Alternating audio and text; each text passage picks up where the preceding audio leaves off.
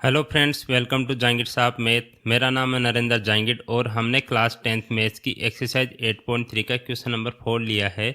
इसमें हमें पूछा है कि prove the following identities. Identity हमें गिवन है, ये प्रूव करनी है।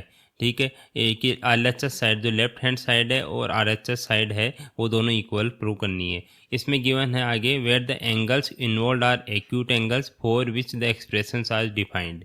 ठीक है, जो भी एक्सप्रेशन हमें डिफाइन है उसमें जो एंगल हमें गिवन है, जैसे ए एंगल हमें गिवन है तो ये एक्यूट एंगल है, मीन्स लेस देन 90 डिग्री का एंगल है।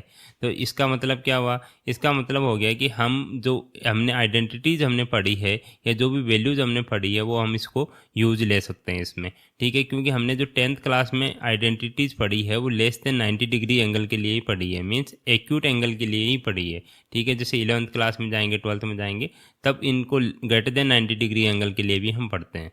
ठीक है, तो अभी 10th class point of view से हमें एक्यूट एंगल गिवन है।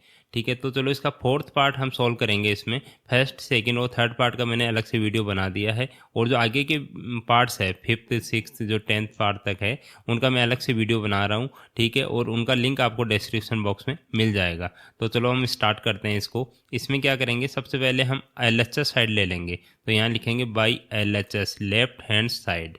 ठीक है, ये ले लिया। अब ऐसे क्वेश्चंस में क्या करते हैं, जैसे सेके है, सेके को क्या करेंगे, साइन ए और कोस ए में तोड़ लेंगे। तो साइन ए कोस ए में तोड़ेंगे तो यहाँ आ गया 1 प्लस, इसको सेके को क्या लिख सकता हूँ, 1 अपॉन कोस ए लिख सकता हूँ। ठीक है, सेके और कोस ए क्या होते हैं, एक दूसरे के उल्टे होते हैं, तो 1 प्लस कोस ए हो गया। और सेके को फिर से 1 अपॉन कोस ए लिख देता हूँ यहाँ नीचे डिनोमिनेटर में भी। ठीक है, इतना समझ आया आपको?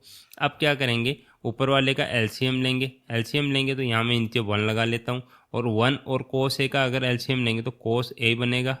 ठीक है, अगर दोनों मतलब 1 इंटू कोस ए है तो अब क्या करेंगे, इसको क्रॉस मल्टीप्लाई कर देंगे, दोनों ही एलसीएम आ रहे हैं, 1 इंटू कोस ए दोनों एलसीएम आ रहे हैं, तो दोनों को क्रॉस मल्टीप्लाई कर देंगे। तो 1 इंटू कोस ए कितना हो गया, कोस ए, प्लस 1 इंटू 1 कितना हो गया, 1 हो गया, अपॉन नीचे देखो, नीचे 1 अपॉन कोस ए ही आएगा, 1 अपॉन कोस ए आ गया।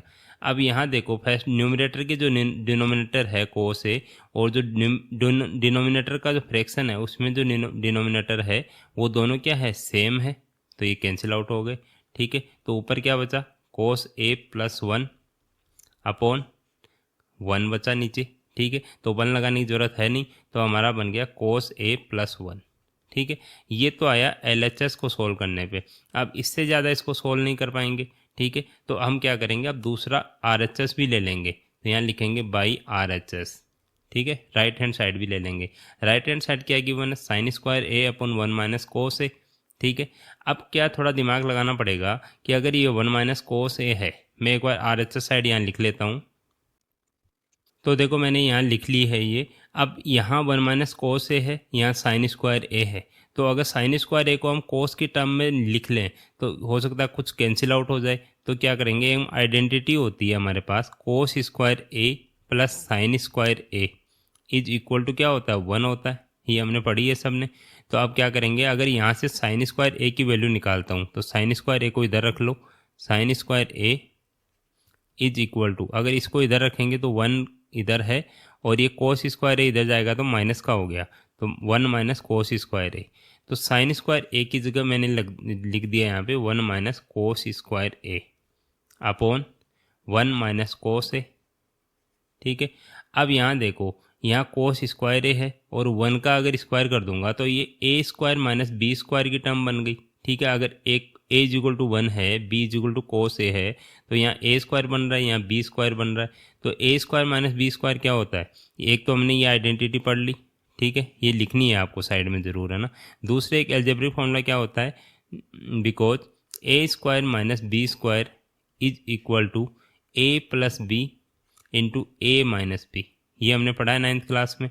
ठीक है, तो a plus b into a minus b की टर्म में तोड़ दो इसको, तो a क्या है, 1 है, b क्या है, कोस ए है, तो a प्लस बी कितना हो गया, 1 प्लस कोस ए,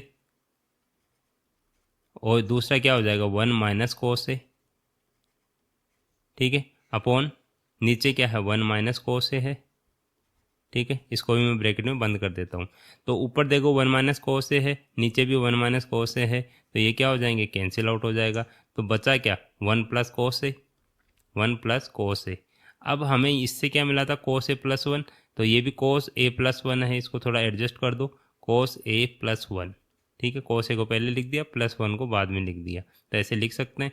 तो यहाँ LHS साइड में जो आया था वैसा ही हमें RHS साइड में मिल रहा है, means LHS is equal to RHS है, ठीक है। और यही हमें प्रूव करना था, तो यहाँ लिख देंगे हैंस प्रूव्ड, ठीक है। तो ये थोड़ा सा ईजी है, क्वेश्चन ईजी है काफ़ी। इसमें ये थोड़ा सा अलग तरीका आया है कि दोनों LHS साइड को भी हमें सॉल्व करना पड़ा, RHS साइड को भी हमें सॉल्व करना पड़ा, तो कोई प्रॉब्लम नहीं है।